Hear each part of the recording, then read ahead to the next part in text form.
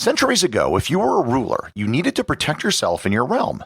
You obviously needed an army and soldiers, but you also needed some sort of defensive fortification to protect yourself from attack. The solution to this problem in the Middle Ages was the development of massive structures which could resist direct attack and often served as a seat of administration for a region. Over the centuries, the thought and engineering that went into these structures became one of the highlights of the era.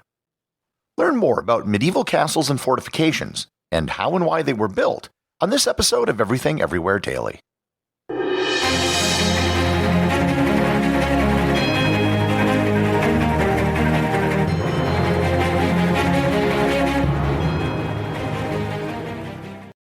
This episode is sponsored by About the Journey, an original podcast from Marriott Bonvoy Traveler.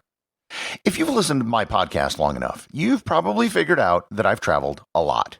I've traveled a lot. If you also happen to be someone who loves traveling or is interested in traveling more, you should know about the About the Journey podcast by Marriott Bonvoy Traveler. The host of the podcast is Onika Raymond, and I can personally vouch that she is a legit traveler. I've met her in person, and she has been an award-winning personality in the world of travel media for many years. They have just released Season 2 of About the Journey, where Onika visits 6 different cities in North America. In Season 2, among the other things she does is goes hiking outside of Denver, attends the Black Invitational Rodeo as part of the Juneteenth celebrations in Texas, visits a mangrove swamp in Puerto Rico, and one of the biggest Chinatowns in the Western Hemisphere in Vancouver. Every episode will give you suggestions on where to travel and how to see the world in a more sustainable and meaningful way. Season 1 and 2 are available for download right now. If you love to travel or just want to know how to travel better, search for About the Journey wherever you're listening to this podcast right now. Once again, that's About the Journey. For a moment, let's suppose that you are a medieval lord, king, queen, or some member of the upper nobility. You have a realm that you have to protect. You have knights and peasants and a whole bunch of land which is under your protection. You also have rivals who have their own lands and have made some sort of claim against your land. You need to both protect yourself and hopefully deter any attack from ever happening. You don't want to appear weak. To that end, you decide to build a castle. A castle is really just a residence and a defensive fortification all in one. A fort or a fortification might not have a residence, and something like a palace would not have a defensive fortification. For the rest of this episode, I'm just going to be referring to all the defensive fortifications I'll be talking about as castles. So, you want to build a castle. The first and most important thing you have to consider is geography. You don't want to just plop a castle anywhere. You ideally want to build one where there's terrain and landscape that will do much of the defensive work for you. Most castles will be built on hilltops. This allows the castle to have a better view of the surrounding landscape and advance warning of possible attacks. It also ensures that you will always have the high ground if anyone tries to attack you. In times of peace, there's an additional benefit of making the castle visible to everyone in the area, serving as a symbol of strength and security. If you're more concerned about defense, then you might want to put your castle in an exceptionally well-fortified position. Mont Saint-Michel in France is one of the best defensive locations on Earth. It's situated on an island in a tidal flat. Every day when the tide comes in, it's surrounded by water, and when the tide goes out, it's surrounded by mud. Anyone attacking by land would only have a few muddy hours to storm the defenses before the tide came in and washed them away. And likewise, if you try to take the fortification by sea, you'd only have a few hours before your ships were on the ground. And that is why no one ever successfully attacked Mont Saint-Michel. Likewise, other castles have been built on the tops of mountains, with a single narrow path leading up to the gate. These too are near impossible to take, but it doesn't make it the best option. If your castle is to be a seat of administrative power, you need people to be able to access it. Sitting on the top of a mountain might not be the best spot if you want to collect taxes efficiently. And more on this in a bit. Once you've picked your spot, you first need to focus on your outer curtain wall. This is your primary means of defense, and hopefully the last thing that any attacking force will have to deal with. A curtain wall has to be made out of stone. Brick will not suffice, as it wouldn't withstand the force of a massive object being thrown by a trebuchet. Because large stones had to be quarried and were expensive, most castle curtain walls usually had stones on the exposed inside and outside, and in between it was usually just filled with rubble and earth. The two key features that determine the quality of any wall are height and width. The higher the wall, the more difficult it would be for attackers to get over it, and the thicker the wall, the more difficult it would be for attackers to go through it. How high and how thick a wall was built was a function of time and money. As we'll later see, castles were enormous investments and took a very long time to build. Bankrupting yourself on the perfect wall would probably not be worth it. The next thing you need to do is to protect the wall. So long as the wall stands, you're probably going to be in good shape. One of the most common means of protecting a wall was with a moat. Most people think that moats are designed to keep attackers away from the wall, and this is partially true. However, the real reason for a moat is to prevent attackers from tunneling under the wall. If you can tunnel under a wall, you can make it collapse, which is really difficult to do if you're underwater. For this reason, some castles actually have moats on the inside of their walls. They can still serve the same purpose of flooding any efforts to tunnel under the wall, but they also serve some additional purposes as well, again as we'll see in a bit. Moats were independently discovered in ancient Egypt, West Africa, Japan, North America, and Europe. You and your people will need to get in and out of the castle, so your wall will need a gate. The gate is the weakest part of any wall, but it's necessary. If you have a moat, that gate will probably also connect to a bridge and possibly have a drawbridge. This necessitates the construction of a gatehouse. The gatehouse in most castles would be permanently manned, and there would be accommodations inside the gatehouse for guards. If there's a bridge over the moat, then at the other end you might want to build a Barbicon. A Barbicon is a small fortification outside the main defensive line that controls the castle's access. The outer curtain wall may need to be actively defended, which means various battlements will have to be built into and on top of the wall. Crenellations are gaps in the top of the wall which allows defenders to shoot at attackers while protected. Hoardings are something that were very common in most castles, but something you'll hardly ever see if you visit a castle today. Hoardings are wooden structures built on the top of walls that would stick out over the edge. The hoardings would have holes in the floor which allowed defenders to shoot straight down at attackers or to drop things on them. Permanent stone holes to drop things down were called matriculations, and a hoarding would probably be redundant on a castle that had a moat. Contrary to popular belief, boiling oil was never used to dump on attackers in Europe. There simply wasn't any oil, and even other substances like lead were too expensive. Boiling water could do the job just as well. You will also need towers along your wall.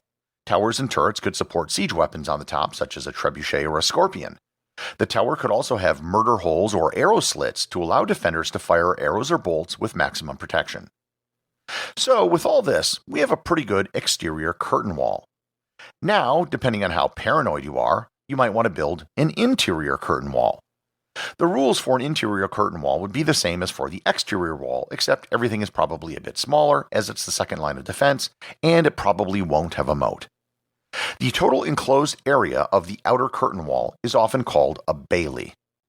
Inside your bailey, you're next going to want to build your keep, sometimes known as a moat.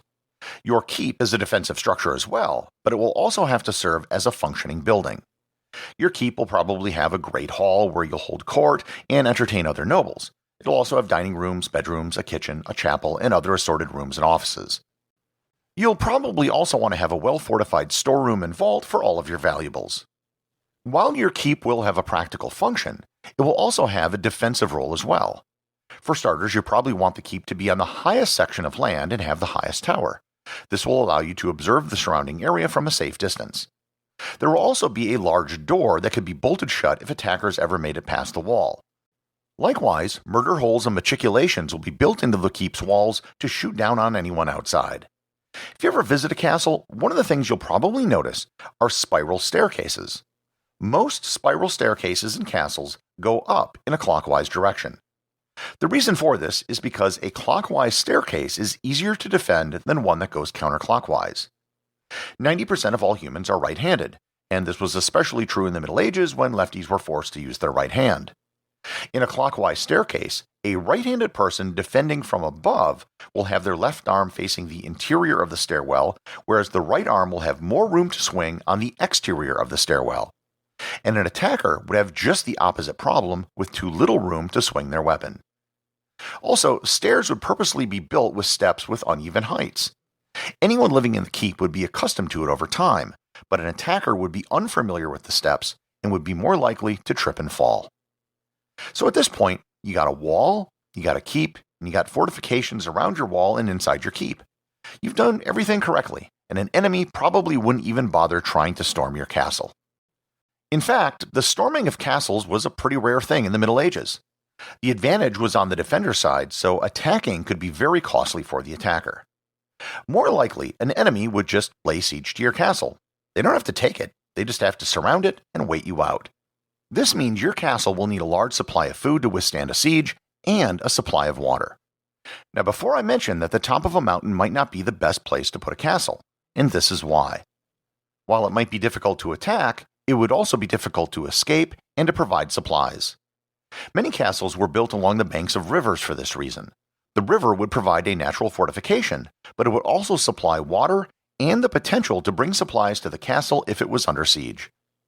If you have adequate defenses, which many castles did, then your ability to withstand a siege was wholly a function of food and water. Of course, you might want to do more than just sit and take it. You will probably want to fight back or possibly have someone escape to send a message to an ally. For this, you might want to put in what are known as sally ports into your wall. These are much smaller, more easily defended openings where you can send out troops to attack defenders. And likewise, you might also want to build a tunnel that goes far enough away from the castle should you ever need to escape entirely. All of this will probably cost you an enormous amount of money. In 12th century England, the cost of building a castle would be anywhere from a few £100 for a simple fortification up to £100,000. And remember, a pound was an enormous amount of money at that time. To put it into perspective, in the year 1270, £10,000 could buy 13,000 horses or pay for 1,000,000 days' wages of skilled craftsmen. Master James of St. George, one of the most renowned castle architects of the 13th century, built the Beaumaris Castle in England. He wrote of the construction, quote, "In case you should wonder where so much money could go in a week, we would have you know that we have needed, and shall continue to need, 400 masons, both cutters and layers, together with 2,000 less skilled workmen, 100 carts, 60 wagons, 30 boats bringing stone and sea coal, 200 quarrymen, 30 smiths, and carpenters for putting in the joists and floorboards and other necessary jobs. All of this takes no count of the garrison, nor the purchase of material, of which there will have to be a great quantity." End quote.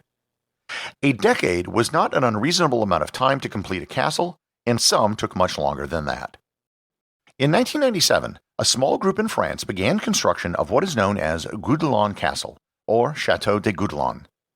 Gudalon Castle is actually a medieval castle being built with medieval building techniques. It's considered an exercise in experimental archaeology.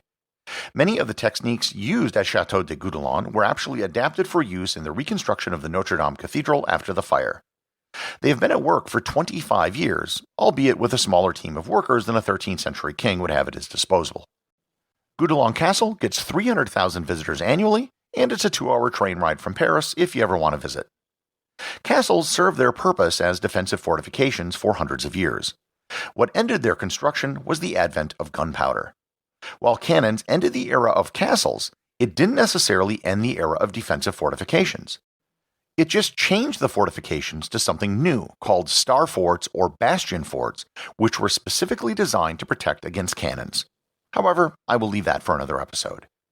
There are more than 10,000 castles and ruins of castles in Europe, with probably thousands more around the world in places like the Middle East, Africa, and Asia. Some are enormous and some are small, but all of them tell the story of the people and places where they were built. Everything Everywhere Daily is an Airwave Media podcast. The executive producer is Darcy Adams. The associate producers are Thor, Thomsen, and Peter Bennett. I just wanted to extend a big thank you to everyone who is supporting the show over at patreon.com. I have show merchandise available there, including hoodies, t-shirts, and stickers. Plus, it really just helps me get this show out every single day, including, of course, weekends and holidays. Remember, if you leave a review or send me a boostagram, you too can have it read on the show.